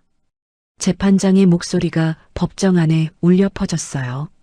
검사가 먼저 일어났습니다. 피고인 문지혜는 남편을 죽이려고 차 브레이크를 일부러 망가뜨렸습니다. 검사는 증거 자료를 하나씩 보여줬어요. 첫 번째 증거입니다. 정비소 사장이 자백했습니다. 피고인이 시켜서 브레이크를 손댔다고요. 돈을 받고 한 일이라고 했습니다. 법정 안이 술렁였어요. 두 번째 증거입니다. 피고인은 사고 뒤에 블랙박스도 지웠습니다. 차도 바로 폐차시켰어요. 증거를 없애려고 한 겁니다. 검사는 다음 증거를 꺼냈어요. 세 번째 증거입니다. 보험사 직원한테 5천만 원을 줬습니다. 빨리 합의하라고 뇌물을 준 거예요. 은행 기록에 다 남아 있습니다. 검사는 잠시 숨을 고르고 말을 이었습니다. 네 번째 증거입니다. 목격자도 있습니다. 사고 그날 밤에 수상한 차가 피해자 차를 따라가는 걸 봤대요. 근데 피고인이 협박해서 입을 막았습니다. 이제 그 목격자가 용기를 내서 증언하겠다고 했어요. 방청석이 다시 웅성거렸어요. 사람들이 수군거리기 시작했습니다. 재판장이 문지혜를 바라봤습니다. 피고인 할 말 있습니까? 문지혜의 변호사가 일어났어요. 피고인은 안 했다고 합니다. 증거가 확실하지 않습니다. 검사가 바로 받아쳤어요. 정비소 사장이 받은 돈 봉투가 있습니다. 은행 기록도 있고요. 이래도 확실하지 않다고요? 변호사는 할 말을 잃었습니다. 입을 열었다가 다시 다물었어요. 재판장이 문지혜에게 물었어요. 피고인이 직접 말해보세요. 검사가 한 말이 사실입니까? 문지혜는 고개를 숙인 채 아무 말도 못했습니다. 오랫동안 침묵이 흘렀어요. 법정 안의 모든 눈이 문지혜에게 쏠렸습니다. 시계 초침 소리만 똑딱똑딱 울렸어요. 재판장이 다시 물었어요. 피고인 대답하세요. 그때 문지혜가 천천히 고개를 들었습니다. 눈이 벌겋게 충혈되어 있었고 입술이 파르르 떨리고 있었어요. 저는요. 목소리가 갈라졌습니다. 어쩔 수 없었어요. 법정이 조용해졌어요. 그 사람이요. 재산을 전부 딸한테만 준다고 했어요. 저한테는 한 푼도 안 준다고요. 문지혜의 목소리가 높아졌습니다. 10년을 살았는데요. 종처럼 살았는데요. 저도 살아야 했어요. 방청석에서 한숨소리가 흘러나왔어요. 어떤 사람들은 고개를 저었고 어떤 사람들은 혀를 찼습니다. 유나는 문지혜의 말을 듣고 있었습니다. 손이 부들부들 떨렸어요. 돈 때문에? 그게 사람 죽일 이유가 돼? 아빠가 뭘 잘못했다고? 유나는 입술을 꽉 깨물었습니다. 눈에서 눈물이 흘러내렸어요. 하경이 유나의 어깨를 감싸 안았습니다. 다 끝나가. 조금만 참아. 유나는 고개를 끄덕이며 눈물을 닦았어요. 검사가 마지막으로 말했습니다. 재판장님, 피고인은 돈 때문에 남편을 죽였습니다. 딸까지 납치하려고 했습니다. 무기징역을 내려주십시오. 법정 안에 무거운 침묵이 흘렀어요. 재판장이 서류를 정리하며 말했습니다. 오늘은 여기까지 하겠습니다. 다음 재판 날짜는 따로 알려드리겠습니다. 문지혜가 자리에서 일어났습니다. 나가기 전에 유나를 힐끗 쳐다봤어요. 그 눈에는 원망이 가득했습니다. 하지만 유나는 피하지 않았어요. 똑바로 문지혜를 바라봤습니다. 더 이상 무섭지 않았어요. 예전에는 그 눈빛만 봐도 몸이 굳었는데 이제는 아니었습니다. 문지혜가 법정 밖으로 끌려나갔습니다. 철컹철컹 수갑 소리가 울렸어요. 그 소리가 점점 멀어지더니 결국 들리지 않게 됐습니다. 법정을 나서는 유나의 발걸음은 어느 때보다 가벼웠습니다. 하경이 유나의 손을 꼭 잡았어요. 끝났어. 아빠 억울함도 다 풀렸어. 유나는 고개를 끄덕였습니다. 눈에는 눈물이 맺혀 있었지만 입가에는 미소가 떠올랐어요. 엄마 고마워요. 하경은 유나를 꼭 안았어요. 내가 포기 안 했으니까 된 거야. 넌 정말 강한 아이야. 두 사람은 법원 계단을 천천히 내려왔습니다. 바깥에는 햇살이 환하게 비치고 있었어요. 겨울이었지만 따뜻한 봄이 오는 것 같았습니다. 이제 남은 건 하나뿐이었어요. 아빠 무덤에 가서 이 모든 걸 알려드리는 것. 유나는 하늘을 올려다봤습니다. 아빠가 구름 사이로 보고 있는 것 같았어요. 유나는 마음속으로 말했습니다. 아빠, 다 끝났어. 이제 편히 쉬어. 차가운 바람이 유나의 뺨을 스쳤어요. 마치 아빠가 머리를 쓰다듬어 주는 것 같았습니다. 유나는 눈을 감고 깊이 숨을 들이쉬었어요. 가슴 속에 있던 무거운 돌덩이가 조금씩 녹아 없어지는 것 같았습니다. 오랫동안 짓눌려 있던 어깨가 이제야 펴지는 기분이었어요. 하경이 유나의 손을 다시 잡았습니다. 우리 아빠한테 가자. 같이. 유나는 고개를 끄덕였어요. 네, 엄마. 같이 가요. 두 사람은 나란히 걸어갔습니다. 겨울 햇살이 두 사람의 뒷모습을 따뜻하게 비춰주었어요. 어둠이 걷히고 빛이 찾아오듯 유나의 긴 겨울도 끝나가고 있었습니다. 재판이 끝난 다음 날, 유나와 하경은 함께 차를 타고 아빠의 무덤이 있는 곳으로 향했습니다. 이른 아침이었어요. 해가 막 떠오르고 있었습니다. 하늘이 분홍빛으로 물들어 있었어요. 유나는 차 안에서 창밖을 바라봤습니다. 도시의 높은 빌딩들이 점점 멀어지고 넓은 들판과 작은 마을들이 나타났어요. 논밭에는 하얀 눈이 소복이 쌓여 있었습니다. 겨울 풍경이 끝없이 펼쳐졌어요. 유나는 무릎 위에 놓인 아빠의 수첩을 바라봤습니다. 낡고 해진 표지, 귀퉁이가 닳아서 너덜너덜해진 수첩. 이 작은 수첩 하나가 자신의 인생을 완전히 바꿔놓았어요. 아빠가 남긴 마지막 선물이었습니다. 유나는 수첩을 가슴에 꼭 안았어요. 하경이 운전하면서 물었습니다. 무슨 생각해? 아빠 생각이요. 유나의 목소리가 조용했어요. 아빠가 왜 그 메모를 남겼는지 이제야 알 것 같아요. 아빠는 끝까지 저를 지키려고 했던 거죠. 하경은 고개를 끄덕였습니다. 아빠가 널 정말 많이 사랑했구나. 네. 저도 이제 알아요. 유나의 눈에 눈물이 맺혔어요. 창밖으로 스쳐 지나가는 풍경이 눈물에 흐릿하게 번졌습니다. 1시간쯤 달렸을까? 차가 조용한 공원묘지에 도착했습니다. 겨울이라 나무들은 앙상했지만 햇살이 따뜻하게 내리쬐고 있었어요. 하늘은 맑게 개어 있었습니다.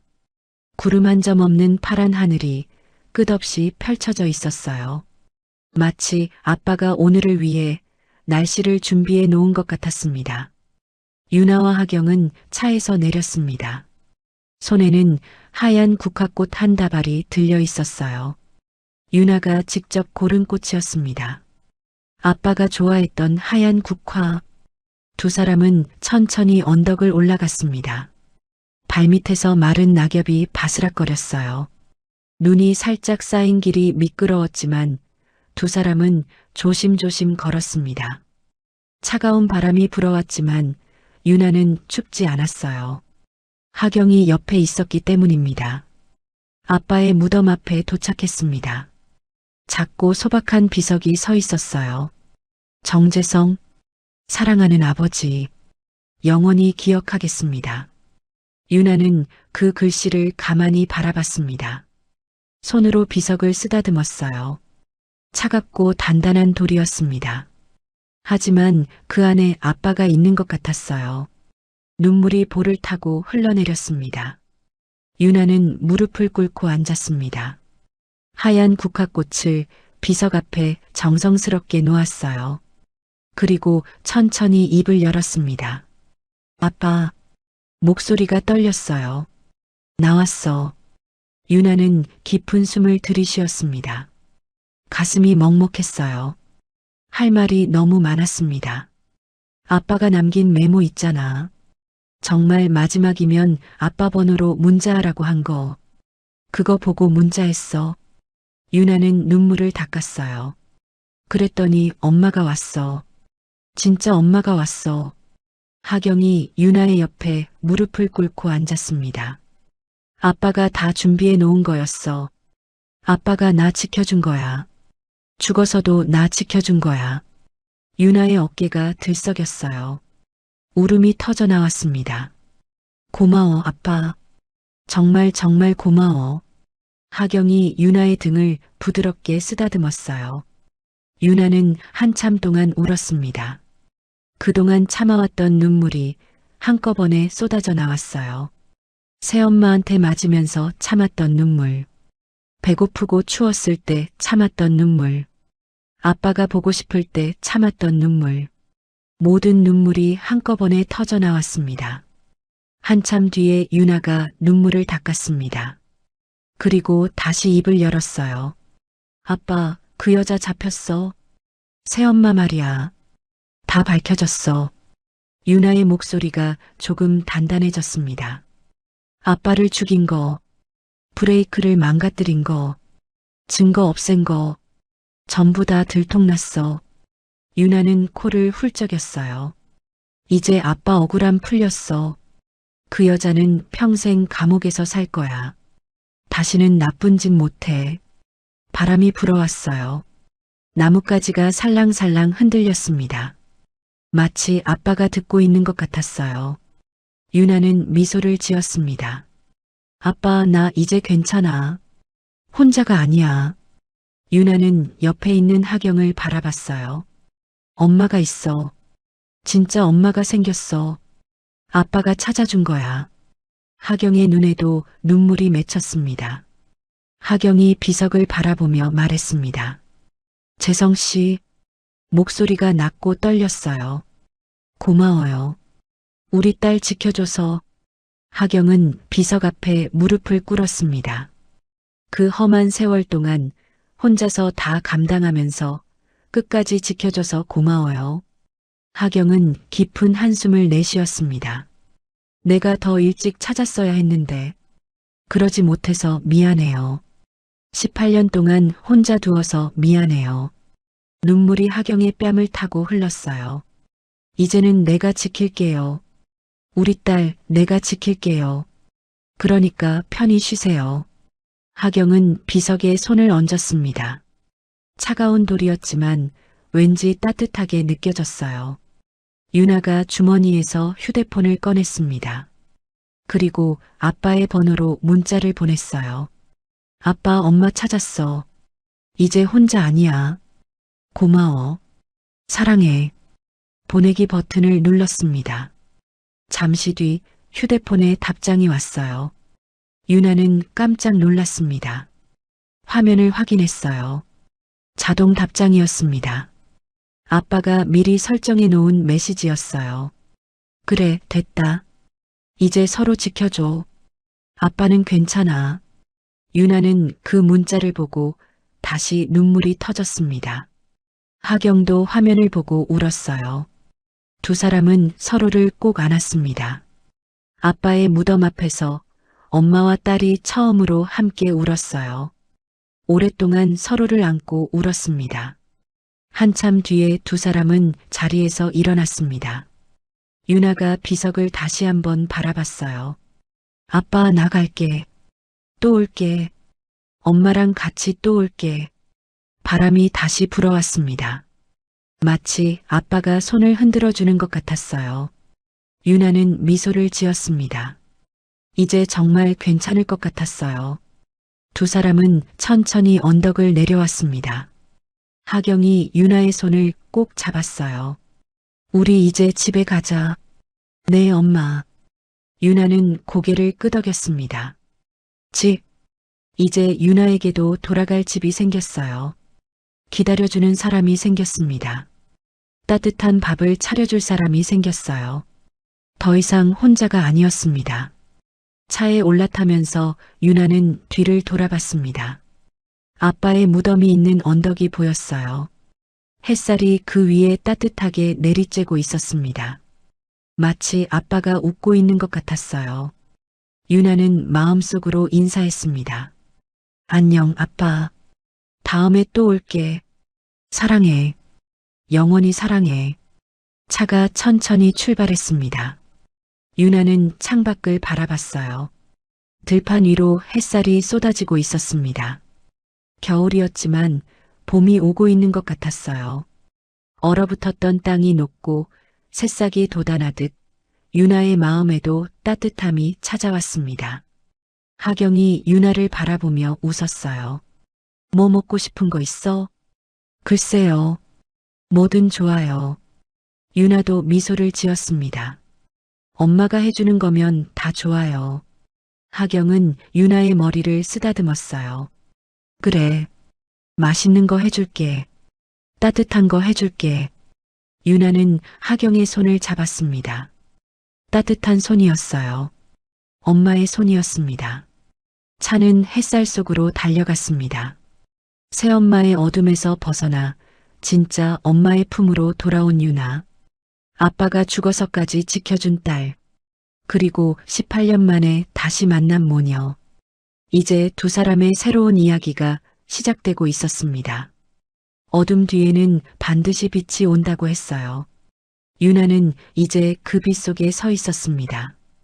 오늘의 이야기가 마음 한구석에 작은 숨결처럼 스며들었다면 앞으로도 당신의 하루에 조용한 위로가 되어드릴 이야기로 찾아오겠습니다. 구독과 좋아요는 큰 힘이 됩니다. 그리고 사연의 주인공을 위한 따뜻한 응원 한 줄 댓글에 남겨주세요. 당신의 오늘이 조금 더 행복하길 기원합니다. 인생우리였습니다.